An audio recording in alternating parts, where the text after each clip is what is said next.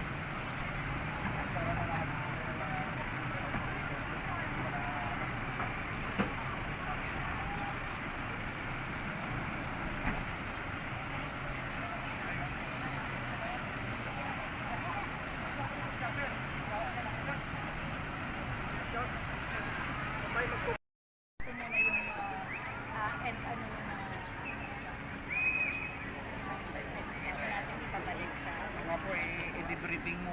I-debrief muna natin. Pwede naman kayo pwede naman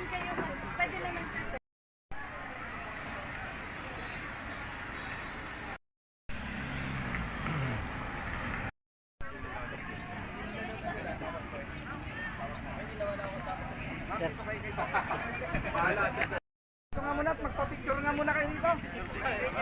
Ano ka siyempre dito? Magulang nyo na. Ito. Tama tayo. 1, 2, 3. 1, 2, 3. 1, 2, 3. Asan sa lamin? Team leaders, dito na po. Lahat po ng representative from schools, dito na po. Tayo, i-evaluate po natin kung ano yung nangyari. I-wrap it up po natin lahat na nangyari ngayong araw sa ating earthquake drill. Siyempre po, unahin natin yung naka-witness ng 6 phases ng earthquake drill. Unang-una po, siyempre, representative from school and the representative from PDRMO and the Red Cross. So tayo naman po bilang sa response cluster, i-assess natin ang ating mga sarili kung ano yung mga room for improvements natin in the future. Para sabi nga, lagi nating sinasabi, practice makes perfect, pero dapat correct practice makes perfect. Yan. Lagi yan sinasabi ng DFP. So yun, unahin po natin muna evaluation from Philippine Red Cross.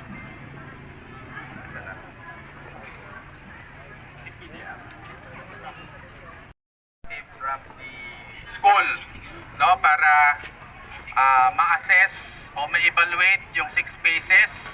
During the alarm phase, nag-duck over and hold back ang lahat ng empleyado at mga estudyante ng school, teaching and non-teaching personnel. So, yung response, duck over and hold, nag-evacuate back, naglakad ba ng walk faster than normal, nag-head count, tama ba yung head count, or may nawawala, at saka yung sa reporting. No? So yon, siguro po from the school, sino po ang pwede? Siguro mga 2 or 3.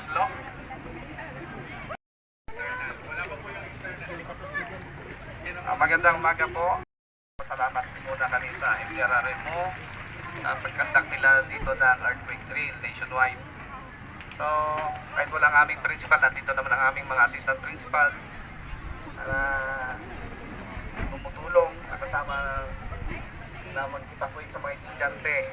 Regular po kami nagkakandak dito ng EDSED. So, may mga different committees po kaming nabuo dito, kaya hindi naman ganong nahirapan mag-evacuate ng mga bata. Sa pag-alarm ng aming bell, alam na rin po ng mga bata, maliban siguro sa mga transferees, na dapat ay mag-execute ng the cover and hold.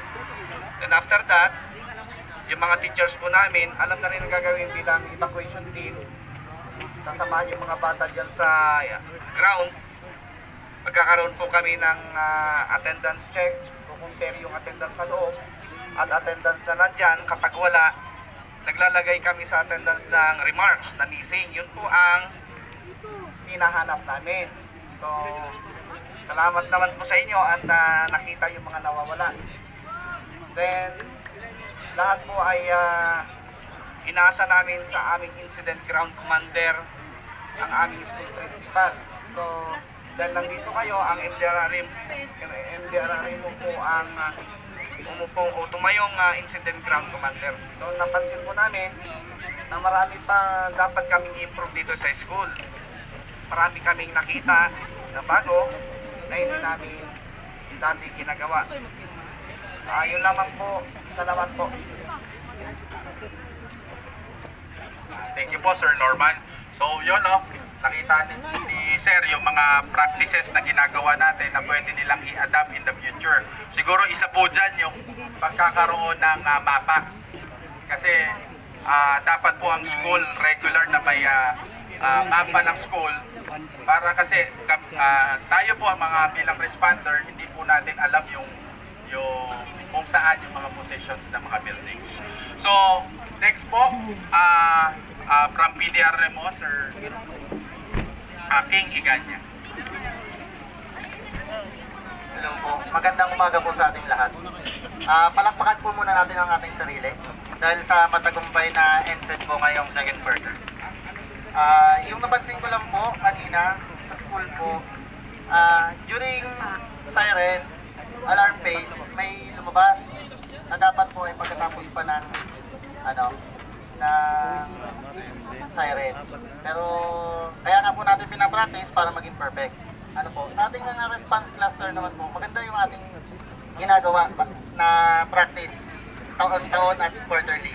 Sana po patuloy pa nating mas pagandahin para kung sakaling tumama, alam natin kung ano yung una natin gagawin. Yun lang po at maraming salamat. Kita po na may lumabas during the alarm phase. Ibig sabihin po, during the alarm, ito yung nagsisignal na may strong ground shaking. So hindi po tayo, ang assumption, hindi makatayo, hindi makapaglakad, o kung makapaglakad man, pwede tayo may injury. So dapat po is naka-duck, cover and hold. So ang assumption kasi 1 minute lang po yung earthquake. Next po from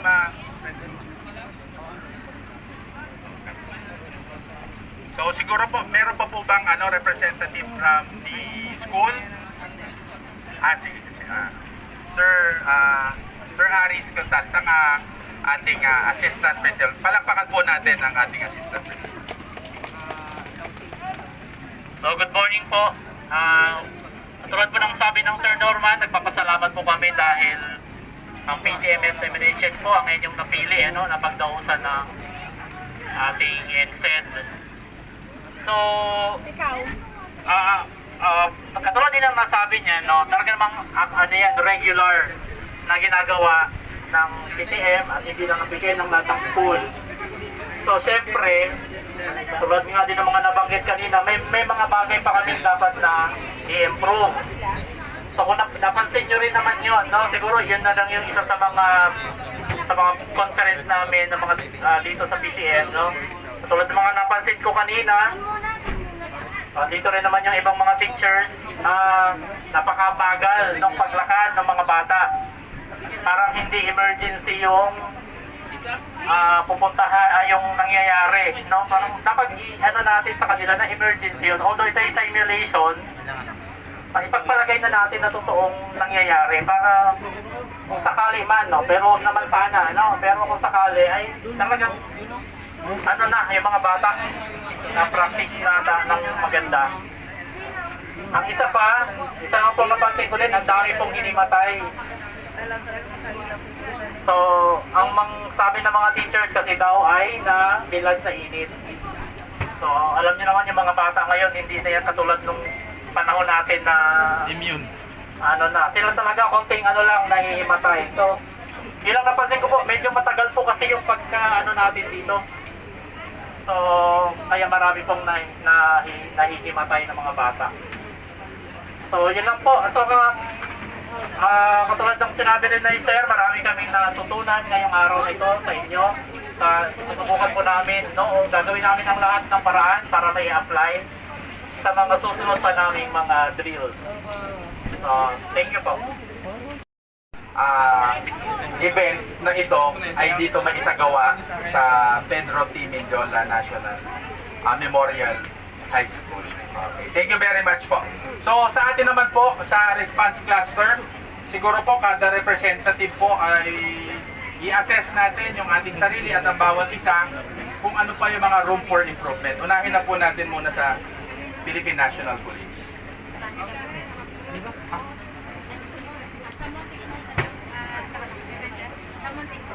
Good morning po sa ating lahat. No? Sa amin po, sa part po ng PNP kanina, nagkaroon lang po ng problema doon sa pagbigay sa amin ng, ng area. Kasi yung area namin na sinasabi doon kanina ay grade 11 doon sa likod. Ngayon, doon sa unang room na pinuntahan namin, doon sa sketch plan ng MDR ay may pasyente po. Pagpunta namin wala. Yun pala, doon po sa second floor ng building na to, may pasyente isa, pero doon po sa sketch plan po ng MDR, dalawa po yung pasyente. Kaya naghanap po kami, pumunta po kami ng likod, tapos nung tinignan namin grade 11, doon talaga, pero ang nakalagay doon sa mapa ay nasa pathway lang, yun pala ay nasa loob ng room. Yun. Kaya ang pagtingin namin sa hagdan, sumilipad kami sa pathway, isip namin, wala kasi wala sa pathway eh. Bumaba uli kami, yun pala nandun sa taas. Yun lang po at good morning po sa inyo lahat. For the ano naman po sa Reserve Army sa Aresco. Good morning po sa lahat.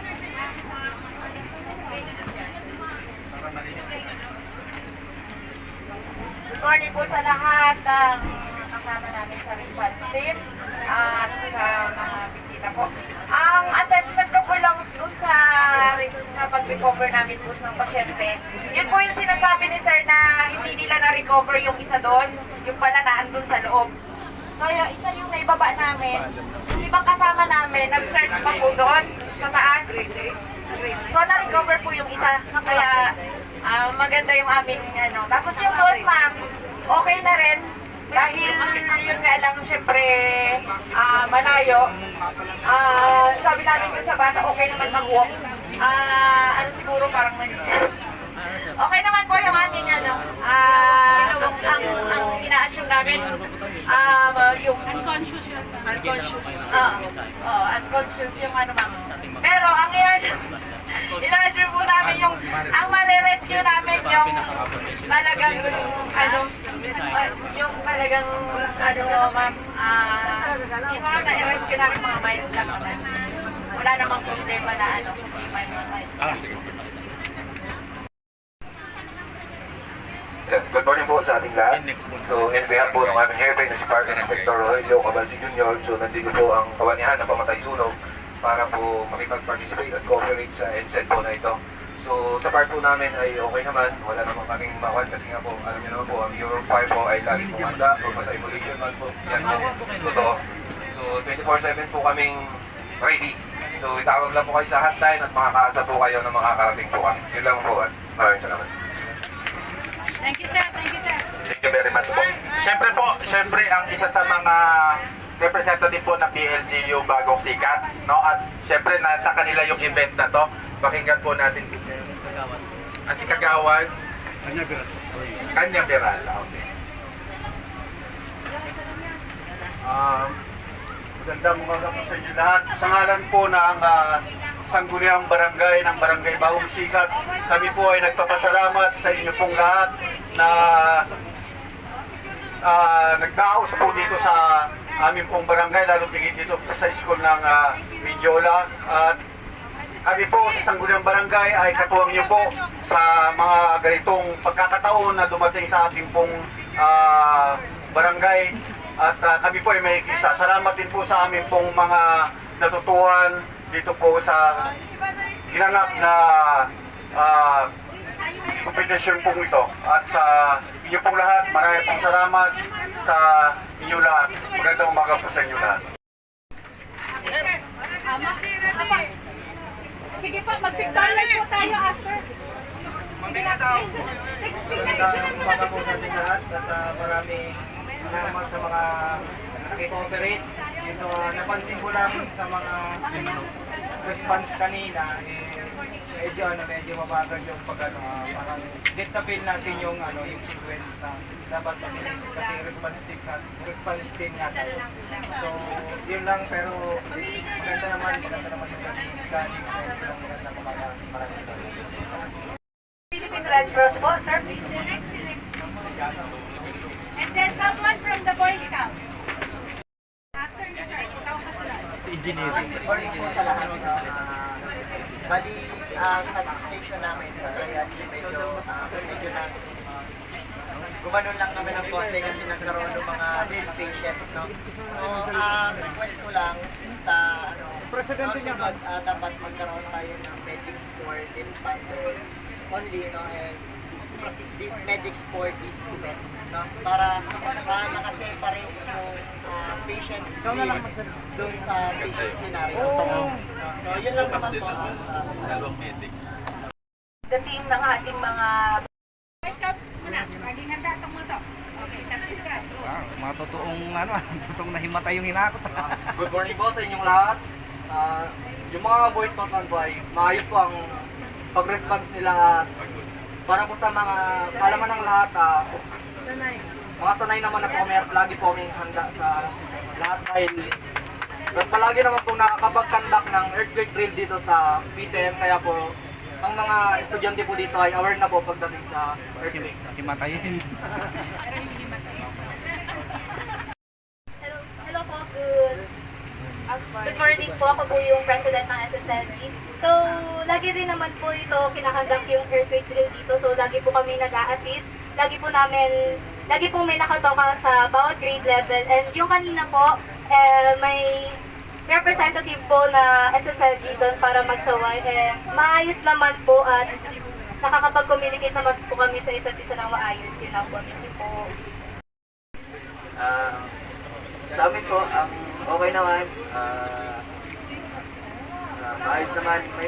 Ang napansin ko lang kanina, nung palipat na kami dun sa isang building, may mas nauna sa amin, team na nag-respond na hindi pa namin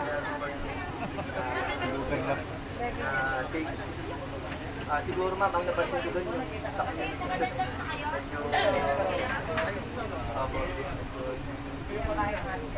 maganda yun.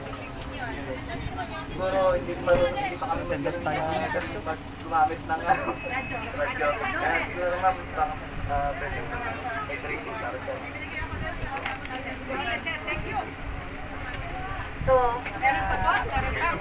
Okay, so in behalf po of Sir Gil Edrano, our MDRRM officer, and of course, our municipal mayor, Ray Siladaga, siya po ang ating MDRRM Council Chairman. Unang-una, maraming salamat po sa pakikiisa. Kaya as always, tayo po ang nagkikita at lalong higit sa pamunuan po ng PTM. Maraming salamat po. So, general observation, nakita naman po natin na sa level po ng PTM ay merong organized, no? Yung from the moment na nagkaroon tayo ng alarm hanggang dito po sa kanilang sa pag-evacuate and even po yung ating paglilipat ulit ng venue para din sa mga bata. So, importante po kasi yung mga ganon, yung kasanayan sa mga ganong bagay, lalo higit. Sabi nga po natin kanina, I take note yung mga lapses natin like in maps.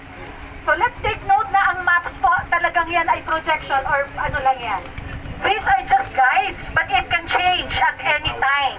Dahil ang senaryo po natin, lalo higit pag earthquake, sa totoong buhay, wala po tayong masasabi na yan ay yung nagkakaroon po yan ng changes, no? Nagkakaroon po ng maaaring magkascade pa or magkaroon pa ng complexities ang mga senaryo natin. Pero nakita din po natin kanina na in spite of that, nagkaroon tayo ng adjustment, nag-adapt tayo dun sa senaryo, which is very, very important in crisis management. No? Hindi po pwede kasi, ay naku, sabi sa mapa dun lang, check, balik na tayo, wala naman. So, kita po natin kanina na tayo mismo, on our own volition na, ay hindi, baka hindi dito, doon, hindi na pero ginawa natin, nag-ikot tayo. So, yun po yung mga qualities that we need as responders. But also, yung mga protocols po, we need to set in place. One is, thank you for that note on the communication. Ito po ay isa sa mga ehersisyo, mga simulation exercises like this, ay very, very important po para po mapolish natin yung coordination ng bawat ahensya. Kung mapapansin po ninyo, ito ay multi-agency na response. So, napaka-importante po ng koordinasyon. Kaya po, sa ganang amin po bilang head po, bilang nasa MDRRM, ay patuloy po tayo na mag-aadhika na lahat at bawat isa sa atin ay magkaroon ng tama or at least ang sapat na kaalaman sa pamamagitan ng mga trainings and drills like this. So, for information lang po, so one of these days, by next year, we will prioritize, the MDRRM will prioritize the trainings for incident command system because we need, yung incident command system po kasi is the basic framework that we use when it comes to multi-agency response. So, maganda po na iisa ang lingwahe natin at least. So, on that note po, maraming salamat po sa inyo and God bless us all. Thank you po. Photo off po munang lahat. Alam kong mainit. Baka po pwedeng isa dito. Saan po ba tayo magpipicture taking? Bigay tayong earthquake drill.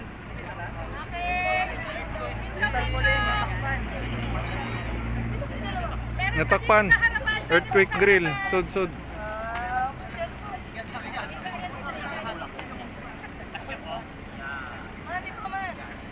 Hawak.